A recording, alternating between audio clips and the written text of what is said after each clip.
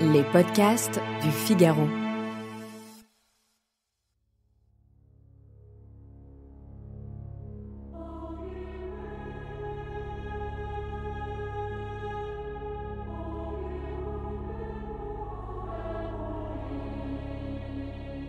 Lundi 11 février 2013, fête de Notre-Dame de Lourdes.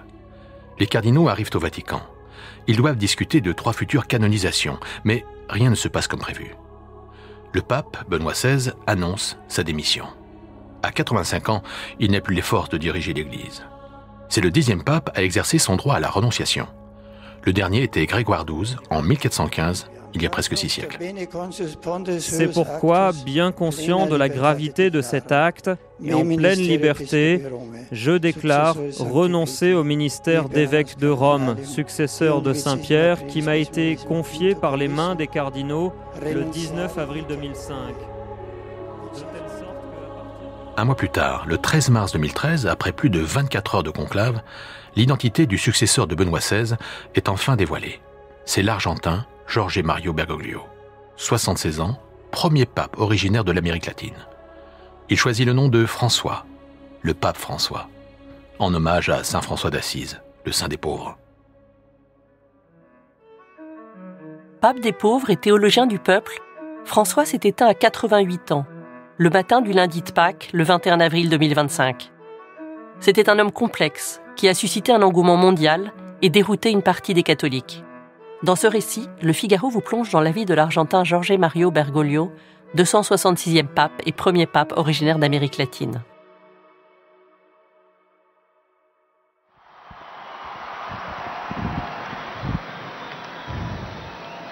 Annuncio vobis gaudium magnum, habemus papam.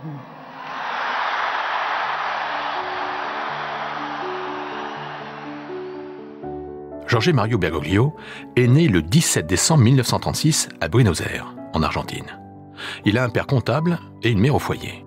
Après un diplôme de technicien chimiste, il intègre la Compagnie de Jésus à 21 ans et étudie la philosophie et la théologie.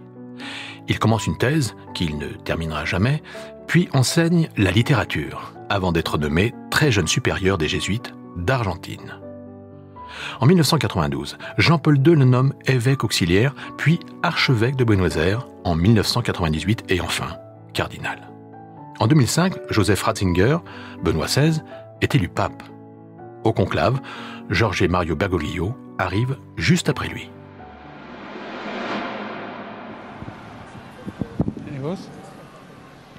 Ecco. Fratelli e sorelle, buonasera.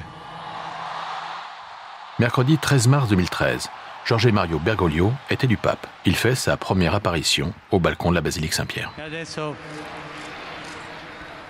vorrei dare la benedizione, ma prima vi chiedo un favore. Prima che il vescovo benedica il popolo, vi chiedo che voi. La foule acclame ce nouveau pape. François regarde la place Saint-Pierre, prononce quelques mots et s'incline.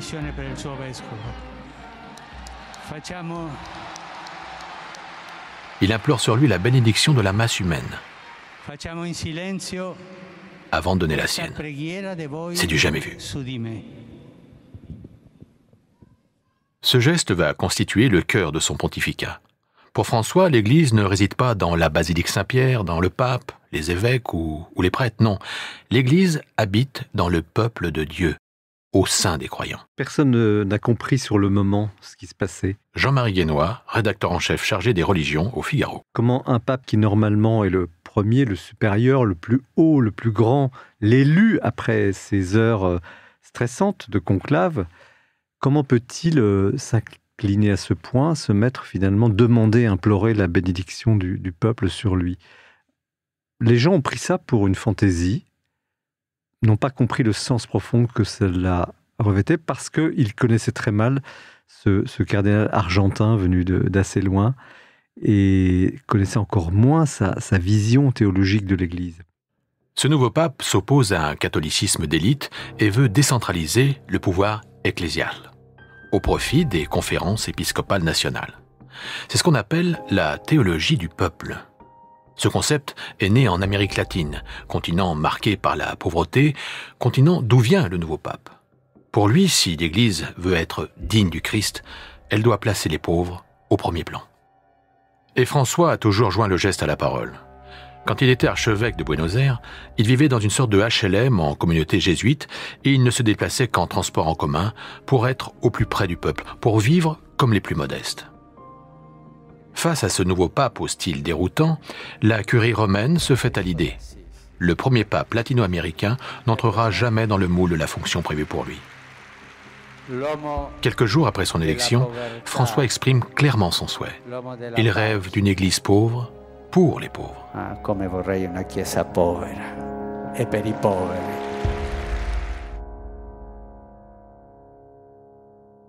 Le jour de son premier angélus public, le pape François raconte comment une vieille pénitente lui a fait comprendre l'ampleur de la miséricorde divine. Dieu n'est ni vengeur, ni jaloux, ni inaccessible. Dieu est tendre et bienveillant, prêt à pardonner celui qui lui demande. Dieu n'est pas une sorte de caisse enregistreuse des péchés. Il n'est pas. Jean-Marie Guénois. Il ne tient pas les comptes de ce qui est bien, de ce qui est mal. Il est avant tout un cœur. Il est avant tout miséricorde. C'est voilà ce que ça veut dire. Il est proche par le cœur de ceux qui sont au plus mal. Et c'est un peu comme une source, un feu qui brûle et qui est le contraire de tout l'enseignement que on a parfois, à tort d'ailleurs, perçu de l'Église catholique, un enseignement purement moral, où il y aurait le permis, le défendu. Mais fondamentalement, le message chrétien, c'est la miséricorde. Et François aurait été un peu le champion, le grand champion, qui aurait su dire à une échelle mondiale et faire passer au très grand public que Dieu est avant tout amour. Son application la plus spectaculaire de la théologie de la miséricorde est sa volonté de mieux accueillir dans les communautés ecclésiales les divorcés remariés et les personnes homosexuelles. Conférence de presse du 5 février 2023. Les personnes avec des tendances homosexuelles sont des enfants de Dieu. Dieu les aime. Dieu est avec eux. En 2015, le pape François lance un grand synode sur la famille. Mais les conclusions se heurtent à de grandes difficultés et de farouches oppositions. Pour ce qui est des divorcés remariés, il y avait beaucoup de situations où une personne avait par exemple subi son divorce, donc pas du tout volontaire pour divorcer, se retrouver, homme ou femme d'ailleurs, se retrouver avec la charge des enfants, avec beaucoup de poids sur les épaules, et puis en plus, double peine en quelque sorte, elle se trouvait exclue de la communauté chrétienne, et le pape François y était extrêmement sensible. Théologiquement, c'était difficile. Pourquoi ? Parce que le mariage dans l'Église catholique est absolument indissoluble et qu'elle considère que on ne peut pas, ce que Dieu a uni, l'homme ne peut pas le défaire. C'est une phrase d'évangile, en tout cas l'Église est fondée là-dessus. Il a trouvé cette solution de dire, au fond, quand des personnes ont refait leur vie de façon stable, qu'elles n'ont pas commis d'injustice par rapport à leurs précédents conjoints, qu'elles ont été très correctes avec leurs enfants, elles ne les ont pas abandonnés, elles ont toujours été proches d'eux, etc. Quand un certain nombre de ces conditions se réunissent, et dernière condition, quand elles veulent vraiment vivre de la vie chrétienne à travers les sacrements de l'Église catholique, à savoir la communion, dans ce cas, l'évêque local peut, après avoir évidemment travaillé et réfléchi beaucoup avec ces personnes, admettre ces personnes à la communion. Alors ça a fait beaucoup de polémiques parce que, ce faisant, le pape instituait en quelque sorte une sorte de divorce catholique. Et beaucoup disaient il met en péril l'indissolubilité du mariage. Et on a vécu la même chose avec la question des personnes homosexuelles, où là aussi, l'Église catholique, même si dans ses documents, a toujours dit il n'est pas question de rejeter qui que ce soit, et encore moins des personnes homosexuelles, mais elle a critiqué les pratiques homosexuelles. Elle a toujours distingué les personnes des pratiques. Et le pape François dit, qu'est-ce qu'on fait avec ces personnes homosexuelles qui veulent entrer dans l'Église, qui veulent se sentir chez elles dans l'Église ? Eh bien, nous devons mieux les accueillir. C'était jusqu'à une bénédiction de couple homosexuel qui était très mal comprise. Mais voilà, c'est tout François qui a cherché, dans les situations de blocage touchant la famille au sens large, Il appelait d'ailleurs les familles. Il trouvait qu'il n'y avait pas une seule définition de la famille, ce qui gênait beaucoup de catholiques en même temps. Lui disait, non, il y a des familles. Autre sujet clivant, la place des laïcs et des femmes dans l'Église. L'immense majorité des laïcs dans l'Église catholique, ce sont des femmes. Tout le monde dit que s'il n'y a pas de femmes dans l'Église, pourtant elles ne sont pas prêtres, elles ne sont pas diacres, elles ne sont pas vraiment reconnues en termes hiérarchiques. S'il n'y a pas les femmes, il n'y aurait quasiment pas d'Église. Effectivement, quand on regarde une assemblée paroissiale, on le comprend immédiatement. Donc il a voulu, à travers un synode qu'il a appelé d'un nom assez technique, la synodalité, donc c'est incompréhensible, c'est un synode sur la gouvernance de l'Église, comment gouverner l'Église. Encore une fois, en réunissant à Rome 2 années de suite, pendant 1 mois, des experts, des évêques, des gens de terrain, sur cette question, comment changer un peu la façon de gouverner l'Église. Il ne s'agit pas de tout révolutionner, mais il s'agit de donner davantage de place aux femmes, aux laïcs, dans les circuits de décision qui gèrent de la petite paroisse à l'évêché, à voir la conférence épiscopale dans un pays, pour que les décisions ne soient pas seulement prises par des prêtres ou des évêques, des clercs ordonnés, mais aussi par des hommes, des femmes, comme tout le monde, qui ont effectivement des expériences souvent enrichissantes pour une communauté paroissiale où finalement quelqu'un qui n'aura fait que de la théologie n'est pas forcément apte à bien gérer des questions économiques, par exemple, ou des questions de communication, ou des questions de DRH.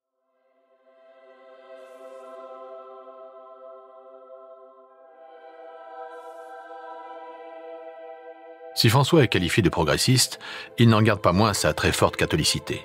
En tant que pape, son objectif ultime est de relancer tous les catholiques sur les voies de l'évangélisation. Et pour lui, tous les baptisés doivent adopter cette attitude, pas seulement les prêtres. Il faut tout le temps parler du Christ à tout le monde, même par des voies imprévues, auprès de ceux qui ne connaissent pas encore le Christ. Il est d'ailleurs particulièrement attaché à une sainte française, Sainte Thérèse de l'Enfant Jésus, la sainte patronne des missions. Quelques mois après son élection en voyage à Rio de Janeiro pour les JMJ, les Journées mondiales de la jeunesse, des journalistes lui demandent ce que contient son sac, sa fameuse sacoche noire. Il répond un bréviaire, un rasoir et un livre de Sainte Thérèse de l'Enfant Jésus. Mais j'ai toujours fait comme ça. Quand je voyage, j'ai mon sac. Et qu'est-ce qu'il y a dedans? Il y a un rasoir. Il y a un agenda, un livre à lire. J'ai porté un livre sur Santa Teresina. Mais toujours, je voyage avec ce sac. C'est normal. Mais nous devons être des gens normaux. Son premier voyage, en fait, avant même qu'il aille au JMJ de Rio en 2013, Jean-Marie Guénois. Il a fait un voyage que tout le monde considérait comme banal. En juillet, il avait été élu en mars, sur l'île de Lampedusa. Donc tout le monde disait, bah oui, c'est un voyage en Italie comme les autres, après tout, pourquoi pas. Et le pape François a le droit d'aller dans un diocèse italien. Et en fait, il est allé pousser un cri terrible sur l'indifférence, l'indifférence de l'Occident face à ces situations où des gens mouraient en mer Méditerranée. Et évidemment, ça a été un grand choc. Et ainsi de suite. Il n'a eu de cesse, il n'a pas arrêté d'admonester en quelque sorte l'Europe en particulier sur cette question-là. Et c'est indiscutable dans l'enseignement chrétien. Quelqu'un est en difficulté, frappe à la porte de chez vous, de l'église. Vous ne devez même pas réfléchir une seconde, vous ouvrez la porte et vous l'accueillez. Il n'y a pas de discussion, l'église a toujours été un lieu d'accueil, et d'ailleurs, dans l'histoire et dans les conflits, les églises ont toujours été, normalement, parfois elles ont été prises en otage, mais des lieux d'accueil, de secours et de protection. D'un autre côté, l'église, et là où il a été beaucoup moins éloquent sur cette question, a toujours développé l'idée selon laquelle les gens qui vivent, sont nés dans un pays, doivent avoir dans leur pays les possibilités d'éducation, de travail, de logement dignes pour qu'ils puissent vivre dans leur pays, dans leur culture. L'Église n'a jamais dit sortez des pays, quittez vos pays, allez en Europe. Sur le plan diplomatique, le pape François ne cesse de multiplier les appels à la paix. Bénédiction Urbi et Urbi, le 17 avril 2022. Que la paix règne pour l'Ukraine, martyrisée si durement éprouvée par la violence et par la destruction de la guerre, cruelle et insensée dans laquelle elle a été entraînée. François n'aimait pas les dossiers. Jean-Marie Guénois. Il prenait parti dans le sens de l'instinct immédiat. Par exemple, quand la Russie a attaqué l'Ukraine, il a demandé une voiture tout de suite, spontanément. Il est allé sortir du Vatican avec son chauffeur, petite voiture banalisée. Il est allé à l'ambassade de Russie, près le Saint-Siège. Il sonnait à la porte, je veux voir l'ambassadeur. Et il est allé essayer de convaincre l'ambassadeur de Russie de transmettre en tout cas à Moscou que la Russie faisait une erreur en attaquant l'Ukraine. Donc en cherchant, si vous voulez, à convaincre chacun, toujours par sa voix du cœur, d'arrêter la guerre, de mettre de côté ses propres intérêts, il a fini parfois par prendre parti ou peut-être de manquer de recul sur certaines situations. Et on ne peut pas évidemment critiquer le fait qu'un pape fasse tout pour la paix, mais il n'a pas procédé par la voie diplomatique classique, il a voulu intervenir. Ce faisant, il s'est fait des amis et des ennemis, et en définitive, les résultats n'étaient pas toujours au rendez-vous. Mais on retient l'image d'un pape qui vraiment s'est battu jusqu'à la fin pour que les gens arrêtent de se battre. François doit aussi s'occuper de la question des abus sexuels dans l'Église, marquée au fer rouge par les scandales. Des mesures juridiques puissantes ont été décidées depuis 2 décennies sous les pontificats de Benoît XVI, puis de François, pour limiter ces déviances. Le héros dans l'affaire, c'est le pape Benoît XVI, il faut le rappeler, parce que quand il a pris la suite du pape Jean-Paul II, il avait déjà dit qu'il y avait des problèmes sérieux et commencé à reconnaître au plus haut niveau qu'il y avait des problèmes de scandales sexuels dans l'Église. François s'est inscrit dans cette dynamique et il a en quelque sorte perfectionné le système juridique interne de l'Église catholique en imposant par exemple la possibilité pour quiconque dans l'Église de dénoncer, quand il voyait une situation difficile, de dénoncer. On donnait le droit en quelque sorte à un simple prêtre, un laïc, de dénoncer, y compris un évêque, quand il voyait qu'il y avait un problème. Mais une question importante tranche entre les pontificats de Benoît XVI et celui de François. La question de la liturgie, la façon de célébrer la messe et des prêtres traditionnalistes. Benoît XVI, en fait, avait, par sa culture personnelle, sa sensibilité, le fait qu'il était lui-même membre du Concile Vatican II de 1962 à 1965, où l'Église avait réformé la liturgie, en quelque sorte mise de côté la liturgie dite ancienne en latin, la messe selon le rite Saint-Pie V, et la nouvelle messe, comme on l'a appelée, la messe dans la langue du pays, donc en français pour nous, et simplifiée donc face au peuple, comme on la voit dans toutes les paroisses. Donc Benoît XVI avait à la fois une grande sensibilité sur la tradition de l'Église qu'il connaissait bien, et puis la modernité. Et il avait vu aussi, il avait très bien placé pour le savoir, c'était son métier quand il était aux côtés de Jean-Paul II, combien ce qu'on appelle les intégristes, c'est-à-dire les disciples de Monseigneur Lefebvre, en Suisse, cet évêque français qui avait dit non à la nouvelle messe, pour simplifier, et à d'autres évolutions dans l'Église catholique, et qui avait constitué en quelque sorte une Église un peu particulière qu'on appelle intégriste. Bon. Benoît XVI a essayé de réconcilier cette branche avec l'Église catholique romaine. Au lieu d'avoir des conflits entre les anciens et les modernes, il y a une forme de réconciliation lente sur ce sujet essentiel qui est la liturgie. François est arrivé et lui voyait les choses très différemment. Il n'a pas du tout la même culture, il n'est pas européen, et il a vu le danger, selon lui, de la création d'une église parallèle, une église catholique qui serait l'église de ceux qui aiment le latin, de ceux qui aiment la tradition. Et puis, il a cherché, il a donc coupé avec l'initiative du pape Benoît XVI, il a même cassé juridiquement sa décision de permettre à titre extraordinaire la célébration de cette messe, même si on pouvait toujours la célébrer, mais dans des conditions très strictes, avec une grande surveillance des évêques.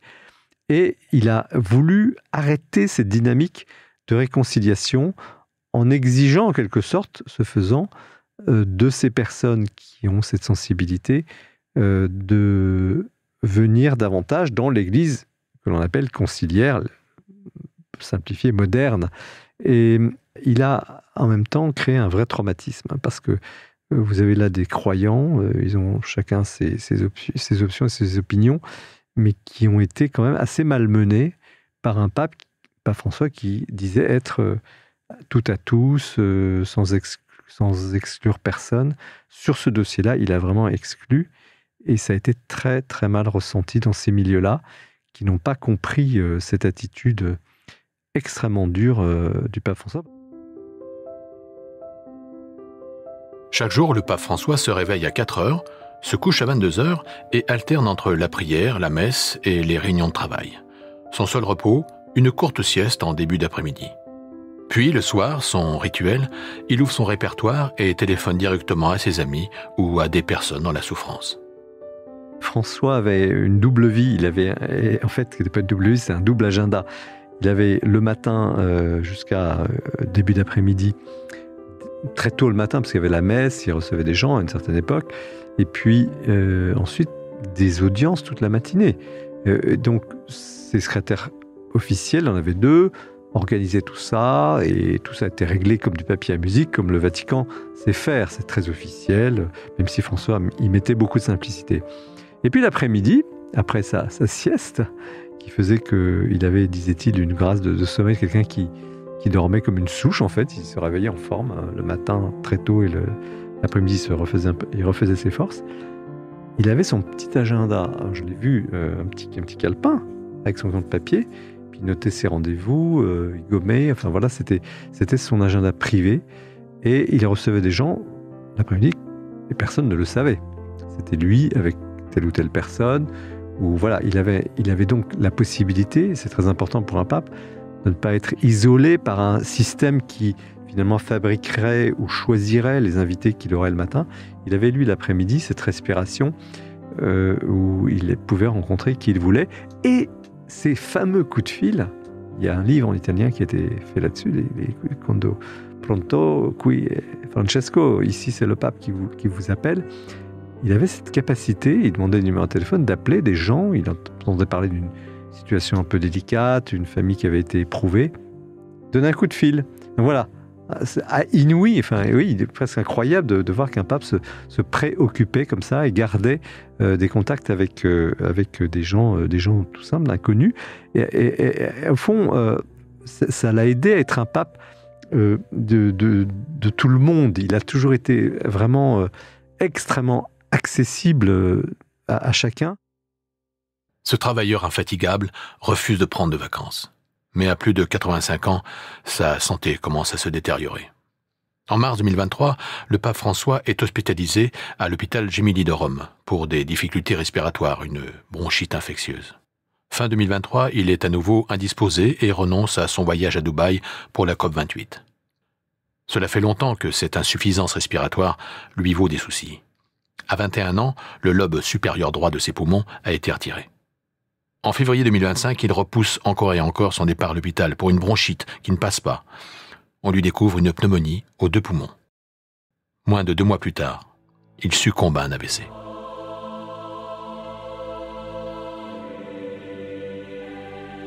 Le 21 avril 2025, le monde entier se réveille en apprenant la mort du pape. C'est le lundi de Pâques, comme si François avait attendu ce jour saint pour dire au revoir au monde visible.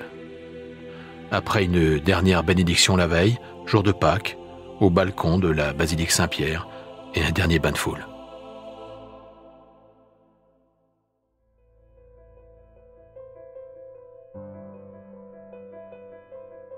Que restera-t-il du pape François ? Aujourd'hui encore, des familles entières restent marquées sur plusieurs générations par le témoignage de Jean-Paul II. Cet héritage du domaine de l'esprit et de la foi, qui touche très profondément les personnes, pourra se lire sur des décennies. Mais il est certain que des millions et millions de catholiques ont été marqués par l'exemple et l'exigence de François, ce pape hors norme, par son appel à la mission et, surtout, par son exigence drastique pour vivre la cohérence chrétienne en tout domaine, spirituel, social et politique.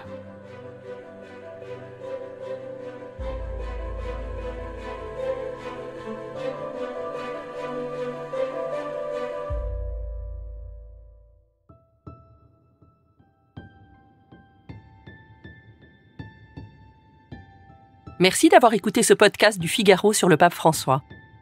Ce récit a été adapté pour l'audio par Salomé Boulet, d'après les textes de Jean-Marie Guénois, rédacteur en chef au Figaro chargé des religions. Il a été réalisé par Astrid Landon, avec la voix d'Emmanuel Vieilly et la participation de Jean-Marie Guénois. À la production, Aude Cérès, Salomé Boulet et Louison Gaudin. Prise de son, Louis Chabin. Vous pouvez retrouver les récits du Figaro sur le site du Figaro, rubrique podcast, et toutes les plateformes d'écoute. Et si cet épisode vous a plu, n'hésitez pas à donner votre avis en commentaire et n'oubliez pas de vous abonner pour ne pas manquer la suite.